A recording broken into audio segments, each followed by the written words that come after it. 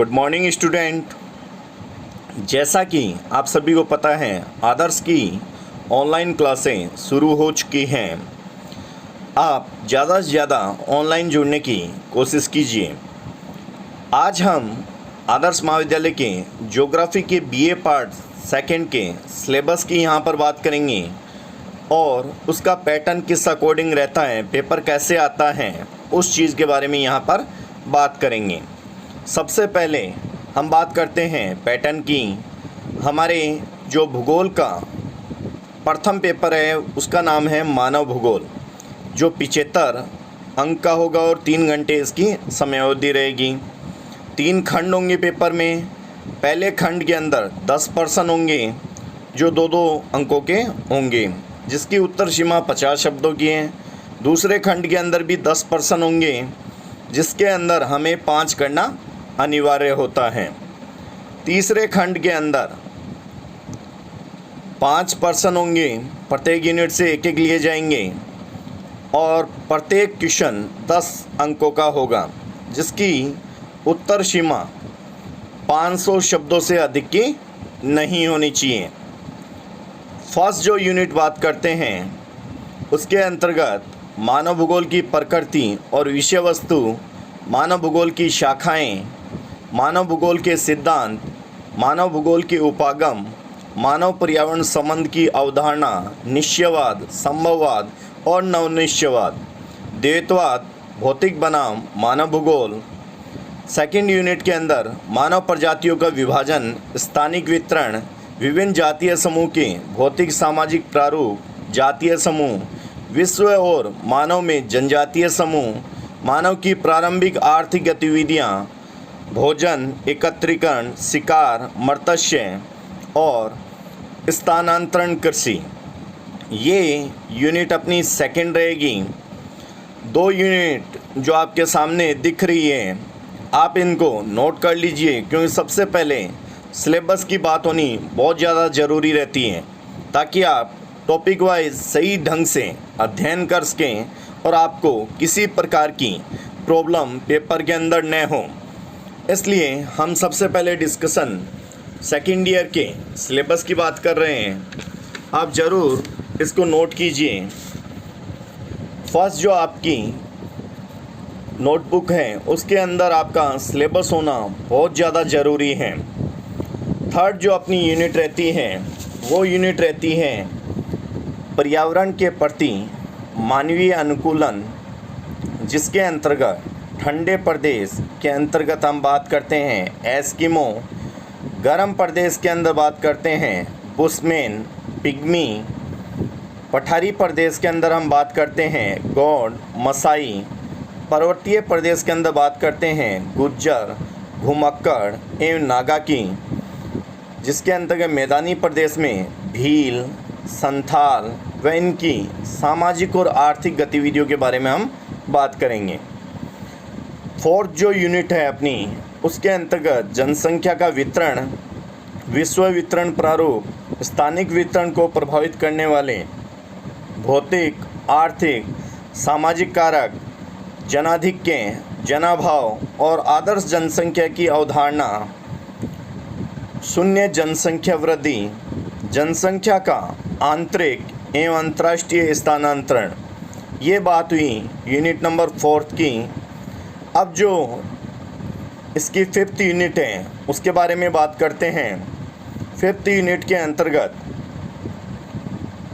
भारत के जनसंख्या प्रदेश की बात करेंगे, जिसमें गत्यात्मक, विकासोन्मुख तथा विकास विमुख क्षेत्र,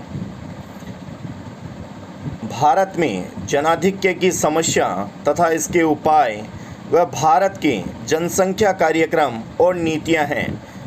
फिर हम बात करते हैं सेकंड बुक की, राजस्थान का भूगोल। राजस्थान के भूगोल के अंतर्गत भी वही पैटर्न रहता है। 75 नंबर का आपका पेपर होगा, 3 घंटे इसकी समयावधि होगी। पेपर पैटर्न सेम रहता है। 3 खंडों के अंदर आपका पेपर होगा। पहले खंड में 10 प्रश्न होंगे जो 2-2 नंबर के होंगे। सेकंड के अंतर्गत आपके 10 क्वेश्चन होंगे, जिसमें से आपको 5 करने ज़रूरी होते हैं।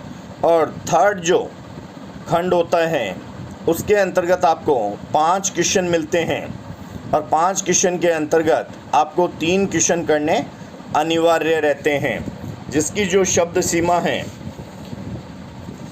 500 शब्दों से अधिक की नहीं होनी चाहिए, क्योंकि अगर आप ज़्यादा शब्दों का लिखेंगे तो आपका डेफिनेटली पेपर छूटने के चांसेस उतने ही रहते हैं। इसलिए आप शब्द सीमा है उसका ध्यान आप ज़रूर रखिए और उसी अकॉर्डिंग अपनी स्पीड को बढ़ाइए, ताकि आपको पेपर करने में सहूलियत हो सके और आपके ज़्यादा से ज़्यादा नंबर आप पेपर के अंदर ले सकें। यही हमारा मोटो रहता है।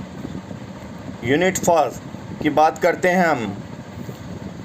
सबसे पहले प्रस्तावना की बात करेंगे, फिर बात करेंगे राज्य का निर्माण एवं प्रशासनिक ढांचा की, फिर उसकी भूगर्भिक संरचना की बात करेंगे, उसके बाद वहाँ का धरातल, फिर भू आकृति प्रदेश जिसके अंतर्गत जल प्रवाह, फिर जलवायु, फिर मिट्टियाँ, और फिर प्राकृतिक वनस्पति। ये यूनिट फर्स्ट है। फिर यूनिट सेकंड की हम बात करते हैं।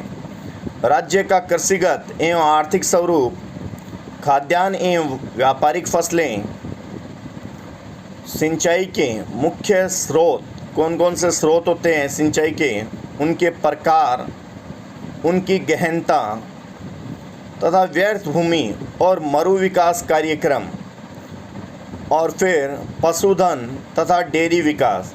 ये हम यूनिट सेकंड के अंदर हम बात करते हैं। फिर बात करते हैं यूनिट थर्ड की।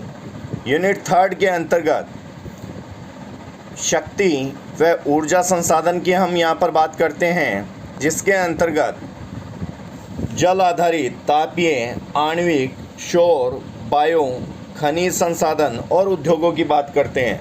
फिर यूनिट फोर्थ की हम बात करते हैं जनांकीकी संरचना, जिसमें जनसंख्या वृद्धि, वितरण, घनत्व, नगरीय ग्रामीण जनसंख्या, व्यावसायिक संरचना, साक्षरता, सांस्कृतिक विरासत, राजस्थान की जनजातियाँ, भील और गरासिया तथा राज्य में यातायात और व्यापार के विकास को प्रभावित करने वाले कारक, इसकी हम यूनिट फोर्थ के अंदर बात करते हैं। फिर अपने यूनिट फिफ्थ में चलते हैं। यूनिट फिफ्थ में राजस्थान का भौगोलिक प्रदेश, जिसके अंतर्गत मरुस्थल, अरावली, हाड़ौती व पूर्वी मैदान का विस्तृत अध्ययन करते हैं। यहाँ पर अपनी सेकंड बुक के टॉपिक भी कंप्लीट होते हैं। उसके बाद एक बुक और रहती है, वो प्रैक्टिकल की रहती है, उस पर हम बात करते हैं। प्रैक्टिकल के अंदर जो अपना टाइम पीरियड है वो 6 घंटे का होता है, और उत्तीर्ण अंक होते हैं वो 18 होते हैं। पेपर 50 नंबरों का होता है। इसके अंतर्गत प्रयोगशाला कार्य 18 नंबर का, क्षेत्र सर्वेक्षण और मौखिक 12 नंबर की, रिकॉर्ड कार्य और मौखिक 12 नंबर का, सर्वेक्षण रिपोर्ट और मौखिक भी 8 नंबर के रहते हैं। इसी अकॉर्डिंग टोटल पेपर जो अपना रहता है वो 50 का रहता है।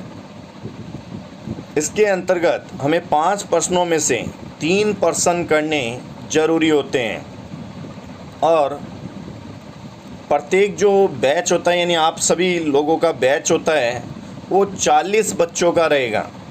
ये आपका प्रायोगिक का कुछ पैटर्न है, आप लोग इसको नोट कर लीजिए।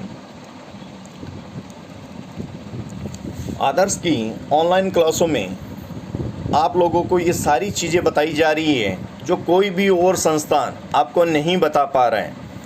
इसलिए आप ज़रूर आदर्श की ऑनलाइन क्लासों से जुड़ने की कोशिश कीजिए, और जितना ज़्यादा हो सके इन वीडियो को आप शेयर कीजिए, ताकि सभी बच्चों तक ये पहुंच सके। बात करते हैं इसके पाठ्यक्रम की। पाठ्यक्रम के अंतर्गत कार्टोग्राफिक चिन्हों के प्रकार व उनके उपयोग, जिसके अंदर बिंदु, रेखीय और क्षेत्रफलक चिन्ह, फिर सेकंड में वितरण मानचित्रों का वर्गीकरण, जनसंख्या संबंधी आंकड़ों का चित्रण, वितरण, बिंदु विधि, घनत्व, वर्णमात्री, वृद्धि, वर्त आरेख, लिंग संरचना, पिरामिड आरेख, नगरीय ग्रामीण जनसंख्या, बिंदु वर्त व गोली आरेख, कृषि संबंधी आंकड़ों का चित्रण, भूमि उपयोग जिसमें विभाजित वर्त आरेख, फसलों का वितरण, बिंदु व चिन्ह विधि, कुल फसलों के क्षेत्र में सिंचित क्षेत्र का प्रतिशत, वर्णमात्री, फिर औद्योगिक आंकड़ों का चित्रण, उत्पादन, इष्टिका पुंज, दंड आरेख, यातायात संबंधी आंकड़ों का चित्रण, यातायात प्रवाह आरेख, फिर स्पीयरमैन का सहसंबंध गुणांक व रिग्रेशन, फिर समपटल सर्वेक्षण, विकेंद्र प्रतिच्छेदन, पुनः स्थिति निर्धारण, 2 व 3 बिंदु की समस्या, लानो विधि, बेसल विधि, भूल एवं जांच विधि, यांत्रिक विधि। फिर लास्ट जो बात है वो सर्वेक्षण रिपोर्ट, किसी भी एक गांव का कृषि सर्वेक्षण सभी विद्यार्थियों को अलग अलग रिपोर्ट तैयार करनी होती है।